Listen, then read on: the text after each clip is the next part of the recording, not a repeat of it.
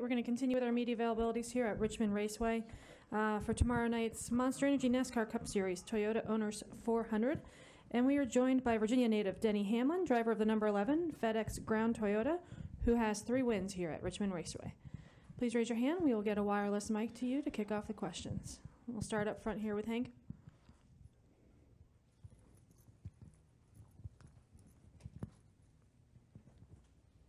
Denny, when you come here, do you have any sense of it being, you kind of being the host and trying to hold home field advantage? Well, I don't know if there's any advantage for sure, but certainly feel like I know what I need out of the car to be successful here, I'd say. So, just searching for that feel is really what you do every time you come here. When you have especially the races that we've dominated here, that's a special type of feel that you have to have in the race car. So getting it out of the car, especially through all the rules changes and different balance changes, is the biggest task. But certainly this is kind of our wheelhouse of tracks, you could say, for sure. Do you feel like you should be the guy to beat? Well, I mean, I'm not sure, to be honest with you. I mean, our cars have been running really good. We've been finishing really well and running really well every single week. So I certainly probably on the short list, I'd say. We're going to go in the back to John, and then we'll have a couple questions up in the back from our Richmond area. John Harrell, NM Motorsports Report. With the dominance that you, Kyle, Brad, and Joey have shown so far this season, are we on the brink of like a theoretical Big Four, or is it still too early to say that? Yeah, it's just too early. I think that you really need to, get into the summer months and, it allows some of these teams to really make adjustments. I mean, I think we've seen really, even from the West Coast swing, the Hendrick cars in particular have made some pretty good strides. So I think that that's going to continue to swing and make, teams are going to make gains over the next couple months. It takes a little time.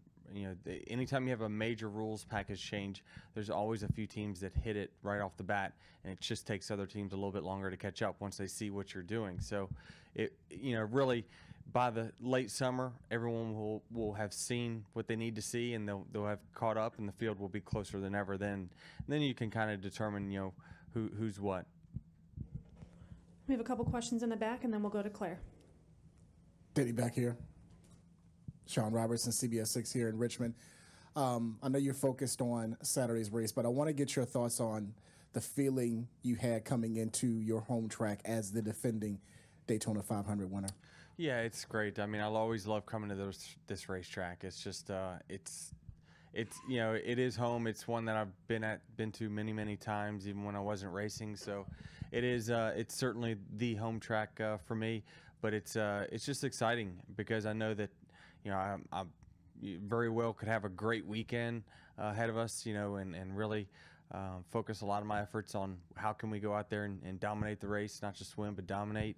And, really that's been the primary focus for the last 5 days. And, hopefully we put it all together for tomorrow night. But certainly when I come home, it's a special feeling for sure. Denny, Mark Davis in the back here again from NBC 12 here in Richmond. How different does this season feel than last season? Obviously, struggled to get a win last year, and now this year off to a good start with 2 already. How much different does that set the stage for you going into the remainder of the season? How different does that feel? Yeah, it's just different in general. I mean, everything is different. A lot of personnel on my race team has changed over the off season. It's not just a crew chief. There's a lot of key people that have been changed, and so I think that really it's a revamped team all around. All new pit crew members, everyone's new on the pit crew. So I feel like it's almost an expansion team of Joe Gibbs Racing. We've really mixed in a lot of different guys, and certainly it's, the relationships are all still growing, but I'm really excited to be running as good as we are this early in the season, which is kind of uncharacteristic of our 11 car anyway, but certainly to have wins early, running up front every week, it's a great feeling knowing that we haven't even got to our potential yet. Continue. All right, in the back, Denny. Kirk Narosky from WRIC TV. You're obviously very familiar with this track, but the rain's kind of welcoming you back to Central Virginia. How does that impact things in preparation for the weekend? Yeah, I mean, I think we did a good job of managing our first practice. Chris decided to go out there and use 2 sets of tires and really focus on nothing but race trim in the first practice. And I thought that we had a decent car there. So I feel like we did a good job managing. We've done everything. We predicted the rain correctly, and now, you know, we're either going to qualify or we're going to start second. So either way, I think we'll be pretty good, and we've executed so far this weekend pretty well. We just got to put it all together tomorrow night and not make any mistakes, and we should be up front. We're going to go to Claire and then Noah. Claire B. Lang, Sirius XM NASCAR Radio. So I talked to Chris Gabehart, after your crew chief, after the race, and we talked about the speeding and what drives you to want to get right on the edge. And he said he admires that, he understands that, but we got to get this speeding under control. And he said you were going to meet this week. And I wonder if you can explain it a little bit and talk about what you guys came up with, or if you had the meeting on it. Yeah, I mean, certainly. I mean, it is a risk reward, and I've always pushed things to the very edge. And, you know, really when I came into the sport, I remember, you know, having conversations with Wheels and Mike Ford, and I said, all right, so the speed limit's 35, and they said, yeah, but you know, they give you 5 mile per hour buffer, and I remember my rookie season, I said, well, why do you set my tax at 35? Why not like 39.9? And they're like, well, we can start doing that. And I beat everyone on pit road like badly for a year. And so I've always been the guy to kind of always get to the edge and find that edge. And now there's not as big as reward, because I mean, everyone's dealing those tenths of a mile per hour now. Everyone sets their stuff as high as they can. But certainly it has its rewards and it has its downfalls. Certainly. Texas, I had a speeding penalty, and then I come into pit road on the final stop, and I had Clint Boyer right behind me, and I continued to push, and it got me a 2.5 second lead leaving pit road. So, I mean, there's a balance to it. I mean, it certainly has its rewards to be aggressive, but you know, there's a time and a place for it, I do believe, and certainly the speeding penalties that we've had this year, we've had 3.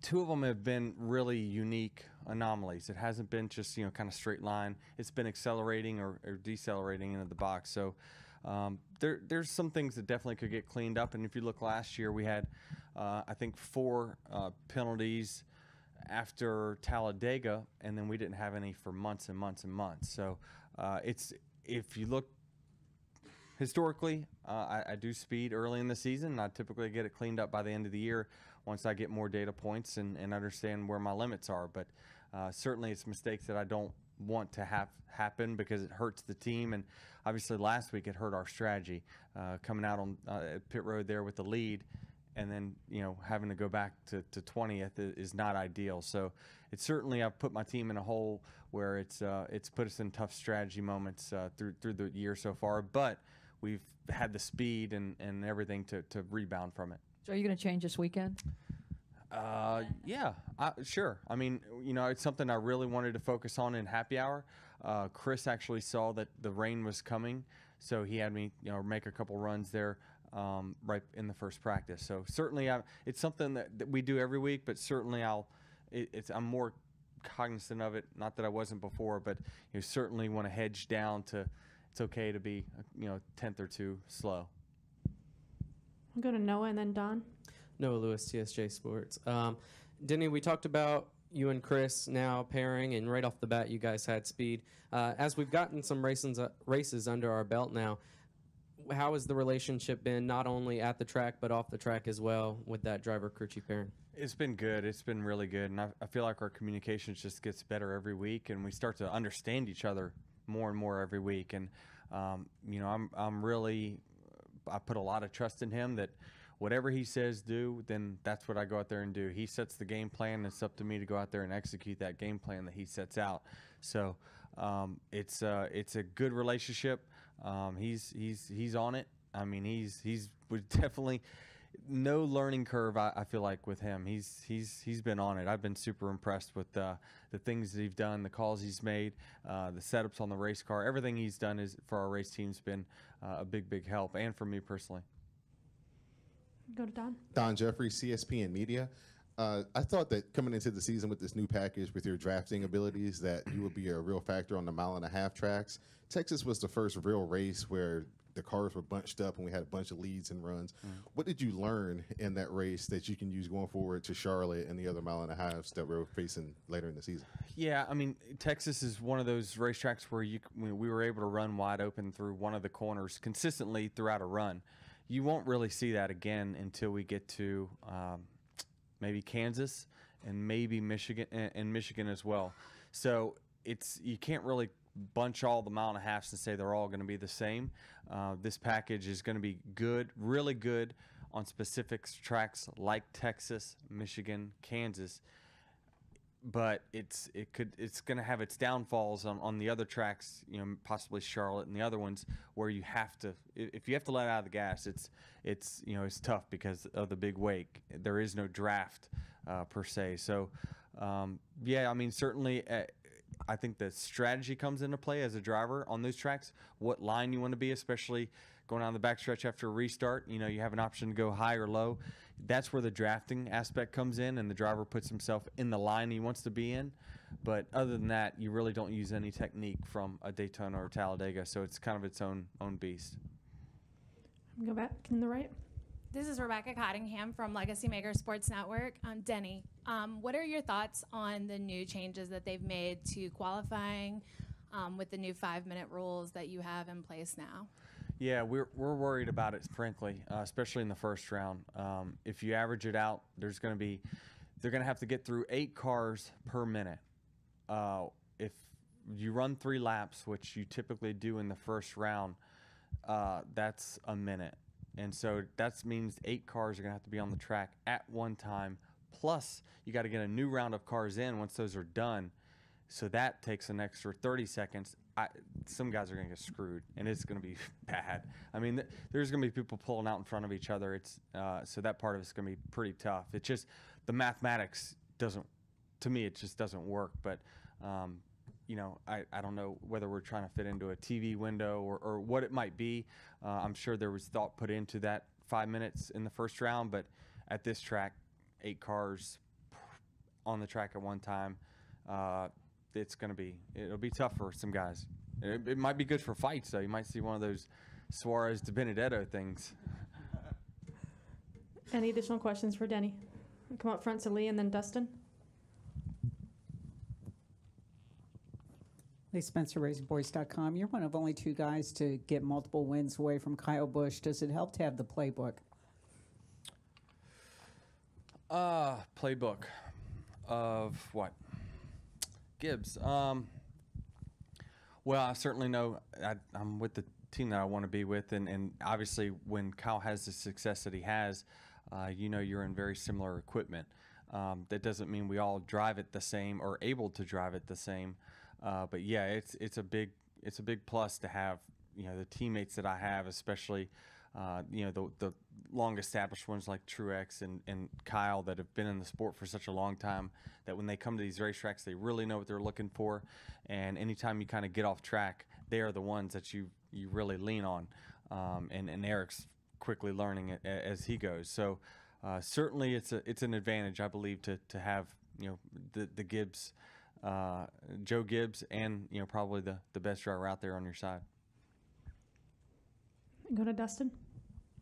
Dustin Long, NBC Sports. What do you anticipate the racing to be like at Talladega with the changes and also with the spoiler? How different will it be? And is there the possibility of some sort of tandem draft element coming back in a way? Yeah, I mean, I'm not sure. You probably have to ask the guys that did test it. I talked to Larson. He was there that tested at Daytona. And just through our talks, I don't even think he knows, honestly, what to expect. He said that they really had to add a lot of spoiler and even some wickers on the car to get it down to the speed that they were hoping. So, yeah, I don't know. It certainly, to me, there's been 3 types of legitimate types of super speedway racing, and this could create a 4th. There was a way that you drafted with the old car, before the car tomorrow. There was the tandem. That was a type of super speedway drafting that took a certain technique and strategy. And then the package that we have today, that where it has kind of that bubble effect. So I don't know which one it's going to be a mix of, and interested to see when I get there. Anything final for Denny? Can I just follow up on that? Denny, you were really good at the tandem. Is that something that you would embrace? Yeah, I don't think so. I mean, I don't know. Yeah, I wasn't a huge fan of the tandem, just simply because you relied on someone else to drive your car. If you were leading, you were relying on, you were just holding the wheel. It was like those chain races in the local short tracks where one car's got the brakes, one's got the engine, and the guy in the middle is just along for the ride. That's pretty much what it is. It definitely is tough. I wouldn't be a fan of the tandem racing, but who knows how it all turns out. I don't think it will be tandem, but I'm not sure, to be honest. All right, Denny, thanks for joining us. Good luck this weekend.